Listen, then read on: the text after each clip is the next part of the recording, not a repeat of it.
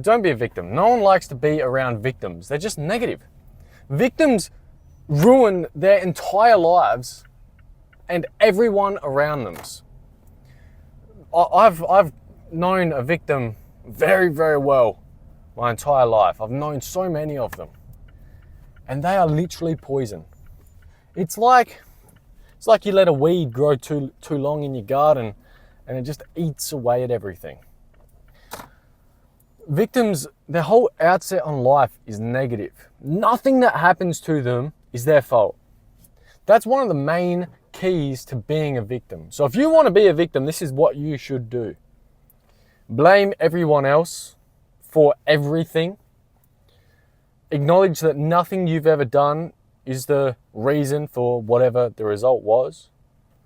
Blame the environment, blame the noise, blame society. Blame. That's the key, just blame. It's not your fault. You know, the coach doesn't like you, that's why you're not playing. It's not because you're bad. You're not growing in the gym, but it's because you just can't eat enough. Your metabolism is just too damn fast. You know, you're eating 20 million calories a day, but your metabolism is just freaky. You can't put on any weight. Nothing is your fault. Of course it's not. How could it be? You're perfect. You're perfect. The world's just not fair. At the end of the day, being negative is being a victim. Being a victim is being negative. Some people are literal victims and they're still positive people.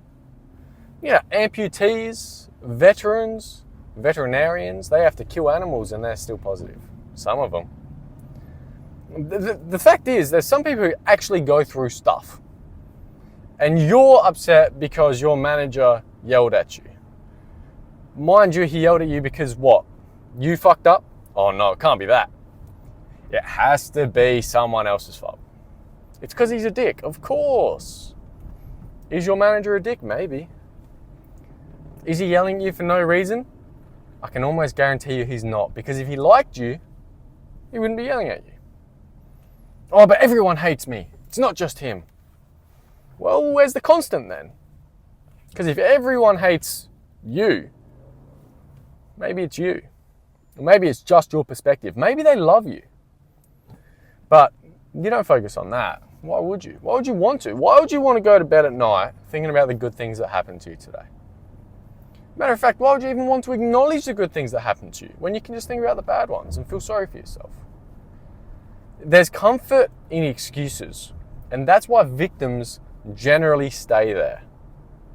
Because at the end of the day, myself being such a spiritually enlightened geezer, I still find excuses.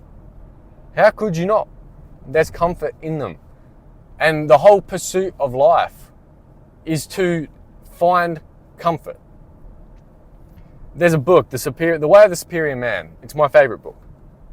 I revisit that book often because there's always a lesson. There's always some way that I've fallen short and I know the answer is in there. And what it talks about is, as a masculine individual, man or woman, if your core is masculine, and I know some people think that's just a societal term that doesn't really exist and everyone's neutral. Anyway, I don't care what you think. As a masculine individual, your whole purpose in life is to seek freedom, the ultimate freedom. But stress is what keeps you from achieving that. And what does comfort do? Comfort makes it feel like you're not stressed. Makes it feel like there's nothing to do. Makes it feel like there's nowhere to go. You're still, stagnant, comfortable.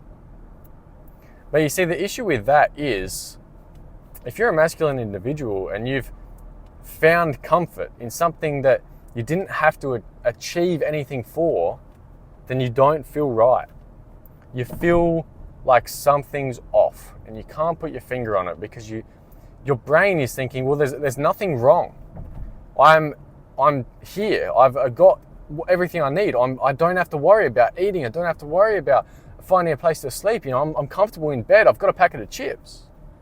But you didn't do anything to get it. So that's the other side of it, is that there's comfort in stagnation, comfort in excuses. And that's why victims stay there. But at the end of the day, their comfort isn't earned. And so they're still yearning to do something subconsciously. But because in their conscious mind, they're just thinking about how everyone hates them and everything's going wrong. It's impossible for a victim to find real comfort because they can never go outside of their comfort zone because everything is everyone else's fault and they can't do anything about it. That's the truth. Now, if you're resonating with anything that I've said, you got to take a long, hard look at yourself. I've resonated with the things that I've said. I still do.